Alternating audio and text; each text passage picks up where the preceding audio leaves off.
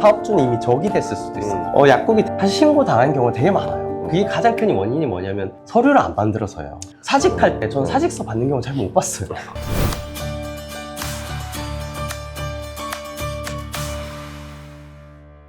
안녕하십니까. 세무회계 지킴의 강민우 회계사입니다. 신희망 회계사입니다. 네, 이번 시간에는 노무 중에서도 직원의 고용, 특히나 해고에 대해서 한번 얘기를 해볼까 합니다. 약국을 개국하시는 분, 처음으로 이제 사람이라는 거를 고용을 처음 해보는 거예요. 이때까지는 근로자로 일하거나 급여를 받는 소속이었다가 누군가를 고용하는 그 단계가 됐을 때 사람을 다루는 거에 익숙해질 때까지 좀 시간이 걸려요. 그러다 보니 자기와 맞지 않은 사람에 대한 보내야 되겠다는 생각을 하는 경우가 되게 많은 발생합니다.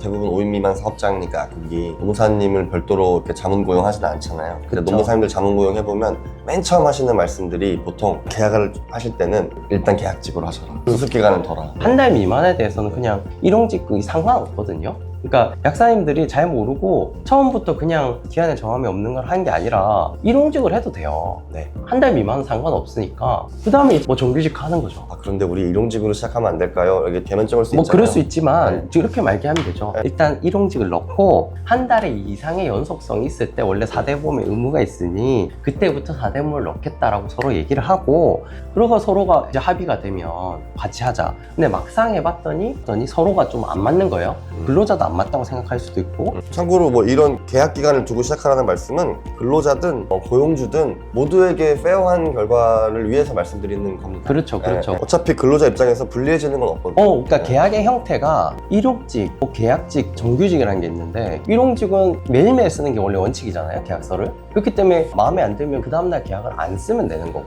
계약직은 보통 일반적으로 계약의 기간이라는 게 정해져 있죠. 그 기간을 1년이라고 또 생각하시는 약사님도 계시더라고요. 그건 아니에요. 계약직이라는 건 뭐 그냥 기간을 정한 모든 계약을 말하는 건데 2년도 계약직이고 3년도 계약직일 수 있죠. 뭐 한 달도 계약직일 수 있어요. 계약직을 쓰고 계약이 만료가 됐어. 계약의 연장 의사를 안 밝혔어. 그러면 사실 그냥 끝난 거예요. 그래서 해고가 아니죠. 정확히 말하면 계약서에 만약 기한에 정함이 없는데 수습기간이 돼 있으면 그냥 정규직이에요. 정규직인데 수습기간 때 조금 다른 형태의 급여나 뭐 이런 걸 줄 수 있다는 것 뿐이지 사실. 법에는 수습기간이라고 해서 급여를 깎지도 말라고 돼 있어요. 그렇죠, 그렇죠. 중요한 거는 계약직이냐 정규직이냐 일용직이냐 이 차이일 뿐입니다. 기한에 정함이 없는 계약을 했는데 그 상태에서 여러 가지 이유로 다툼이 생겨서 이제 이 근로자와 같이 근로를 하고 싶지 않은 상태가 된 거예요. 이때 우리가 어떻게 행위를 하는 게 가장 좋을까에 대해서 나눠보는 겁니다. 첫 번째로 이게 원인이 뭐 일을 못하는 걸 수도 있고 사업장에 큰 뭔가 손해를 끼쳤을 수도 있고 뭐 그냥 개인적인 감정이 있을 수도 있고 뭐 여러 가지 이유에 이제 근로자를 보내야 될 수밖에 없는 상황이 발생할 수 있죠. 이때 사업주가 할 수 있는 선택이 현재 근로기준법상 뭐가 있을까라는 걸 고민해보는 거죠. 첫 번째로 그냥 해고가 가능하냐? 안 되죠.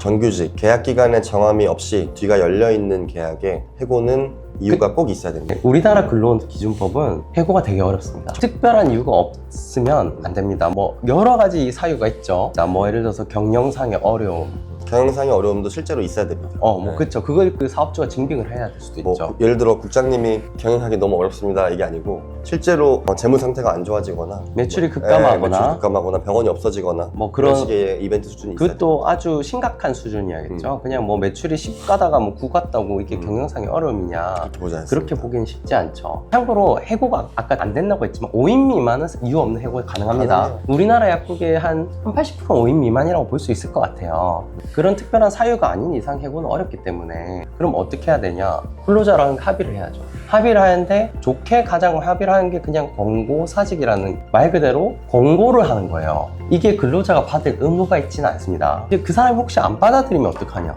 안 받아들이면 사실은 방법이 별로 없어요. 솔직히 말해서 강제성 있는 그 해고가 좀 어렵습니다. 근데 권고를 한다는 의미는 뭐냐면 이런 사유 때문에 우리 서로 잘 합의해서 권고사직으로 마무리하자.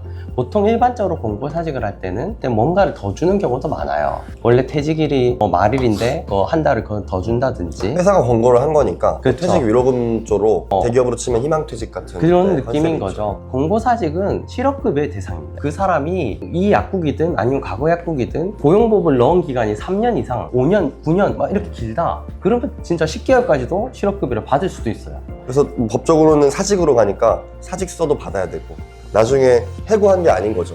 네, 해고가 아니고 해고는 사직. 아니지만 근로복지공단에서 공고사직이 발생한 사업장은 근로기준법에서 보는 좋은 사업장은 아니에요. 그렇기 때문에 근로복지공단에서 각종 제공하는 사업주를 위한 지원금들 있죠. 그런 지원금의 대상이 일정 기간 동안 안 되는 경우가 많습니다. 예를 들어서 뭐 청년 도약 장려. 도약장려금이라든지 각 지원금마다 공고사직이 발생한 사업장보다 6개월 또는 1년 동안 지원금 대상이 안 된다. 그렇기 때문에 공고사직도 발생 안 한 게 가장 좋아요.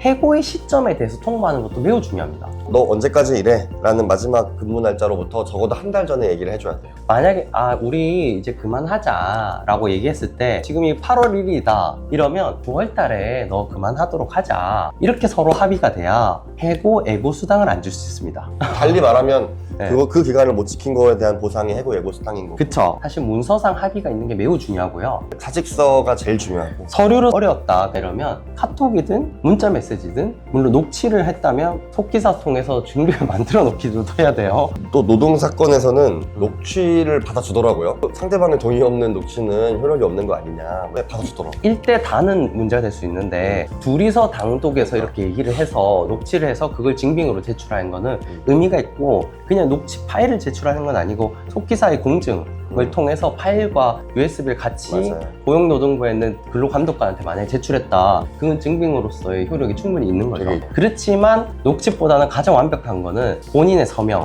그거를 근로감독관 앞에서 근로자가 부인하지 못할 거예요. 내가 서명했다는 사실을. 심지어 저는 그거 부인해서 거기까지 필적 감정까지 가는 것도 봤어요.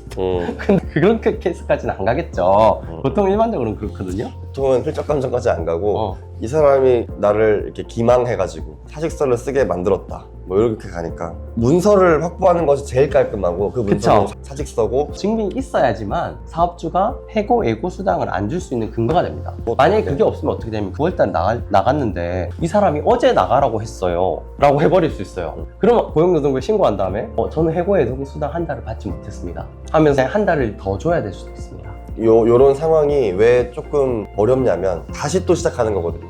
이거는 그동안에 그 서로 합의를 보는 과정이 사실 쉽지 않았을 텐데 피로도가 굉장히 확 올라가고 이미 둘의 관계는 끝까지 간 거예요. 네, 사업주는 이미 적이 됐을 수도 있어. 거의 마음속으로는 이미 이 사람 문제가 있다고 막 약간 뒤통수 같은 그런 생각이 될 수도 있어요. 이제 좀 악의를 품거든요. 근로자들도. 사업주도 되게 악의가 많은 상태고 서로가 안 좋은 상태죠. 이러면 이제 근로자가 그냥 신고를 해버린 거죠. 근데 저희가 사업주 측면으로만 지금 말씀드리는 건 아니고 그러니까 고용인이든 피고용인이든 그 문서를 서로 잘 남겨놓는 것이 나중에 이런 뭐 화해 조정이랄까요? 그쵸, 그쵸. 네, 이런 거가 좀 더 본인의 의사가 아니라 의사를 반해서 나간 거기 때문에 이게 안 좋은 이벤트잖아요. 사업주 입장에서 되게 말하기가 어려운 얘기긴 맞아요. 고민되실 거예요. 그렇지만 얘기를 할 때 그 자료와 서류를 완벽하게 준비한 상태에서 어떤 멘트를 말할지까지 다 좀 준비해서 얘기를 하는 게 맞습니다.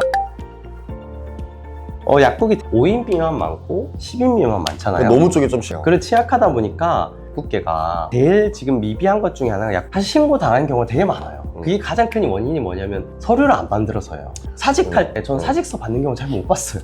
근로계약서도 많이 안 쓰시니까. 근데 그건 대부분 요즘 쓰긴 하는데 근데 일반적으로 퇴직할 때 사직서 받는 경우가 잘 없거든요, 약국이. 근데 그것 때문에 신고를 당하는 경우가 좀 발생해요. 사직서라는 문서와 그리고 필요시에는 카톡이나 문자라도 정 안 되면 녹취라도 이제 확보해 놓으시는 게 서로 좀 억울한 일이 없을 수 있다. 보통 이렇게 만약에 헤어지고 나서 이제 노동자가 따지는 경우가 어떤 경우가 발생하냐면 퇴직금의 정산이 금액이 정확하지 않다. 5인 이상일 때는 연차 정산이 정확하지 않다. 해고 예고 수당을 받지 못했다고 하는 케이스. 이 세 가지가 제일 많았던 것 같아요. 그 퇴직금 사실은 계산에 오류이거나 그 입사 일자를 좀 오묘하게 한 케이스들이 있었어요. 그러니까 일용직으로 파트로 좀 하다가 그냥 정규로 한 거예요. 근데 사실 근로기준법상 자세히 보면 일용직의 연속성도 퇴직금에 포함되거든요. 근데 그거를 빼고 또 주신 거죠. 그리고 연차가 발생한 거에 대해서 정확히 말하면 5인 미만인데 그냥 약사님이 그냥 주신 경우가 있었어요. 근데 사실은 이거는 정확히 말하면 약사님의 복리후생이긴 한데 정기적으로 매번 똑같이 기대를 줬어요. 그러면 사실 판례에 의하면 이 의무가 발생한 걸 수도 있습니다. 무슨 말이냐면 5인 미만인데 12개를 매달 줬더라고. 월차를 멈추지 않고 줬어, 모든 직원한테. 그러면은 계약서에 써져 있지 않아도 네. 매년 받아왔기 때문에 근로자가 네, 주장을 주장할 하면 수 있- 의제 의무라는 게 생겨서 이 판례에 따르면 줘야 될 수 있는 의무가 생길 수 있습니다. 네.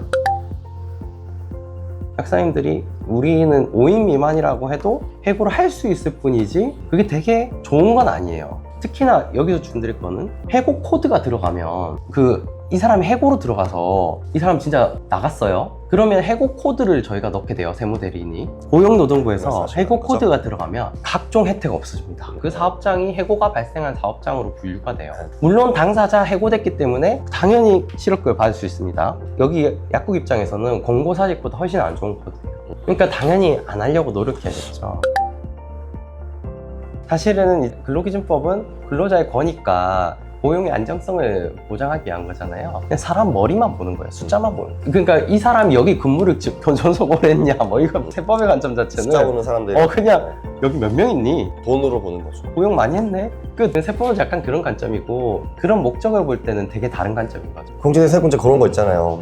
그죠? 한 사람을 만약에 자르는 바람에 감소하면 이렇게 되면은 받을 거 못 받는 것도 아쉽지만 사실 더 중요한 거는 특히 오픈하신 지 개국하신 지 얼마 안 된 뭐 1, 2년 차 약사님께서는 고용직 내 혜택을 개국하면서 1년 차에 최대로 받으셨을 텐데 2년 차, 3년 차로 가면서 한 번씩 헤어진단 말이죠. 근데 헤어질 때 2달, 3달 채용하는 과정 중에서의 텀이 막 생기는 거예요. 그래서 전기 대비 숫자가 줄어들어 버리면 그 해의 세금만 손해보는 게 아니라 1년 차, 2년 차 때 받았던 거를 토해내게 되는 안 좋은 효과도 있기 때문에 이런 부분들을 고려해가서 헤어지시는 게 좋을 것 같아요. 만약에 피해야 떨어진다면 월말 기준까지만 채워주시면 돼요. 이 사람이 한 달 이상 되면 문제예요. 중간에 만약에 퇴직을 했다, 월 중에. 그러면 월말 전까지만 그 대체자를 뽑아주시기만 하면 사람이 감소하지 않은 걸로 갈 수 있습니다. 말일 기준으로 그 달에 몇 명인지를 계산하기 때문에 만약에 1일날 나가셨다고 해도 30일에만 취득 신고를 하시면은 이제 감소는 없거든요.